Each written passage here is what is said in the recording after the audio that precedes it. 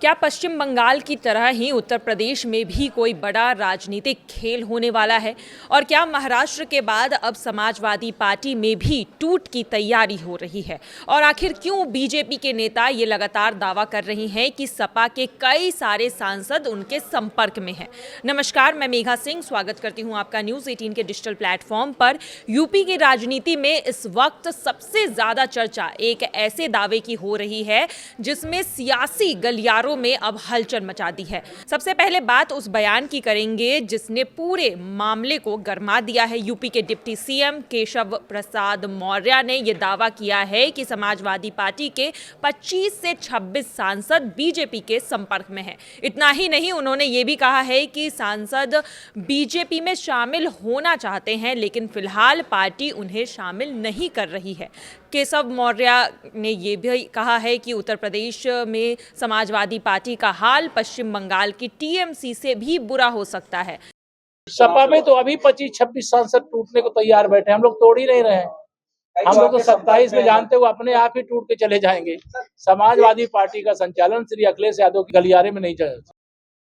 दरअसल ये बयान ऐसे समय में आया है जब देश की राजनीति में दल बदल और टूट की चर्चाएं लगातार सुर्खियों में हैं। पश्चिम बंगाल में हाल ही के दिनों में टीएमसी के कुछ नेताओं ने दूसरे दलों से संपर्क कर और पार्टी के भीतर मतभेद की खबरों ने राजनीतिक हलचल बढ़ाई थी। टीएमसी के लगभग 19 से 20 सांसदों ने बीजेपी में शामिल होने की अपनी इच्छा जताई थी और साथ ही बीजेपी में शामिल होने की बात सामने आ रही थी। वहीं महाराष्ट्र की राजनीति को पिछले कुछ वर्षों में बड़े राजनीतिक उलटफेर भी देखने को मिले हैं।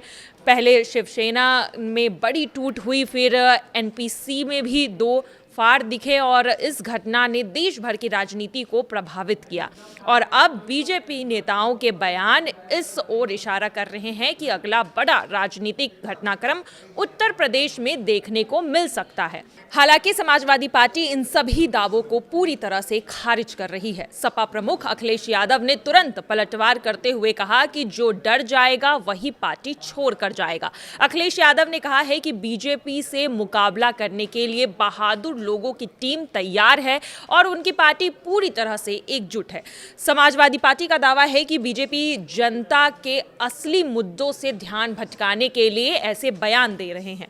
वहीं दिलचस्प बात यह भी है कि सिर्फ केशव मौर्य ने ही नहीं बल्कि एनडीए के सहयोगी और मंत्री ओपी राजभर भी कई बार यह दावा कर चुके हैं कि चुनाव से पहले समाजवादी पार्टी में बड़ी टूट देखने को मिल सकती है।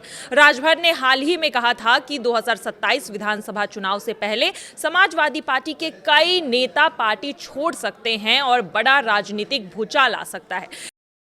गायत्री प्रजापति और अखिलेश यादव जी का नाम, गायत्री तो जेल में है और अखिलेश जी बाहर हैं। अब सीबीआई ही नहीं, सारी एजेंसियां, जितने लोग इस तरह के हैं, सबकी गिरफ्तारी की तैयारी में हैं।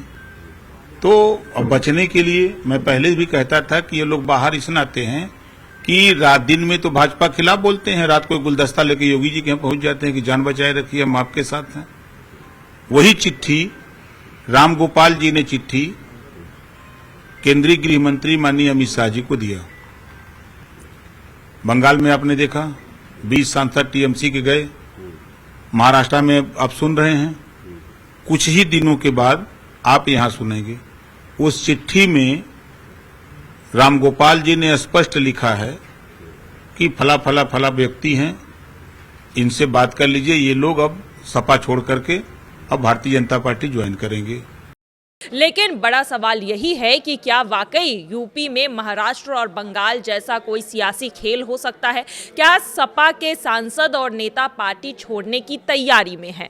फिलहाल बीजेपी दावा कर रहे हैं कि सपा के सांसद उनके संपर्क में हैं। वहीं अखिलेश यादव साफ कह रहे हैं कि उनकी टीम पूरी तरह से तैयार है और कोई टूट नहीं होने वाली है। लेकिन टीएमसी के बाद महाराष्ट्र और अब समाजवादी पार्टी को लेकर सवाल तो उठ रहे हैं कि यूपी की राजनीति का तापमान अब बढ़ने वाला है, क्योंकि अगले साल चुनाव है और 2027 से पहले यूपी की राजनीति में कोई बड़ा भूचाल आ सकता है, ये भी देखने वाली बात होगी। अब देखना होगा कि ये सिर्फ राजनीतिक बयान साबित होता है या फिर आने वाले दिनों में उत्तर प्रदेश की राजनीति में कोई बड़ा उलटफेर देखने को मिल सकता है। आपका क्या मानना है? क्या समाजवादी पार्टी में टूट संभव है या यह सिर्फ सियासी रणनीति है? कमेंट में हमें जरूर बताइएगा। फिलहाल की खबरों में आज के लिए बस इतना ही। बाकी की तमाम खबरों के लिए देखते रहिए न्यूज़ 18 का डिजिटल प्लेटफॉर्म। धन्यवाद।